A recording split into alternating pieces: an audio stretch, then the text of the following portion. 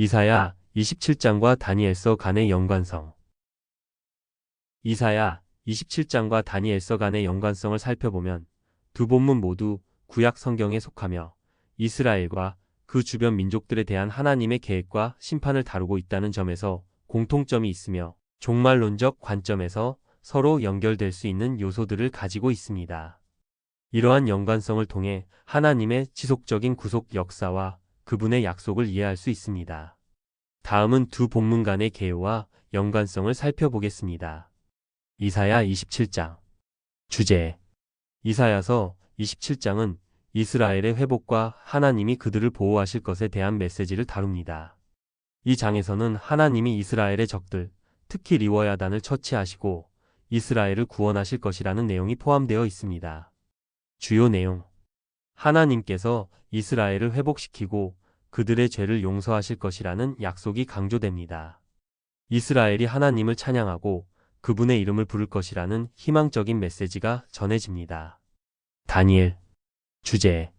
다니엘서는 바벨론 포로 생활 중에 이스라엘 백성과 그들의 신앙을 다루며 하나님의 주권과 역사 속에서의 계획을 보여줍니다.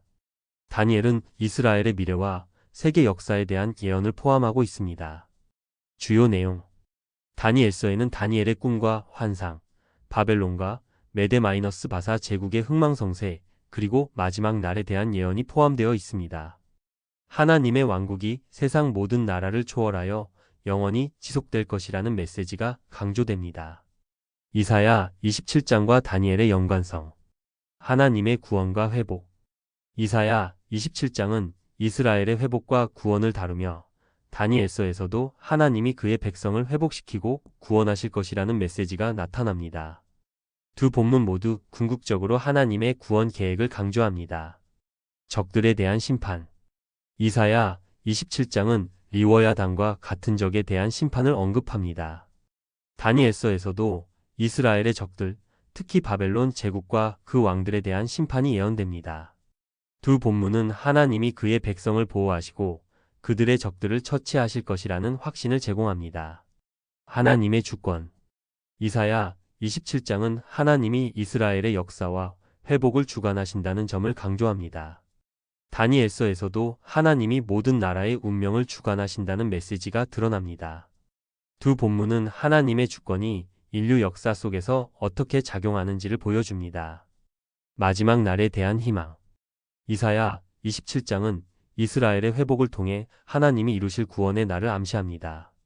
다니엘서에서도 마지막 날에 대한 예언이 포함되어 있으며 하나님의 왕국이 세상에 임할 것이라는 희망이 담겨 있습니다. 두 본문은 궁극적인 회복과 하나님의 나라의 도래에 대한 기대를 공유합니다. 결론. 이사야 27장과 다니엘서는 하나님의 구원과 회복, 적들에 대한 심판, 하나님의 주권, 그리고 마지막 날에 대한 희망을 중심으로 연결됩니다. 이 두 본문은 하나님의 공의와 자비, 그리고 그의 백성에 대한 변함없는 사랑을 전달하는 중요한 메시지를 가지고 있습니다.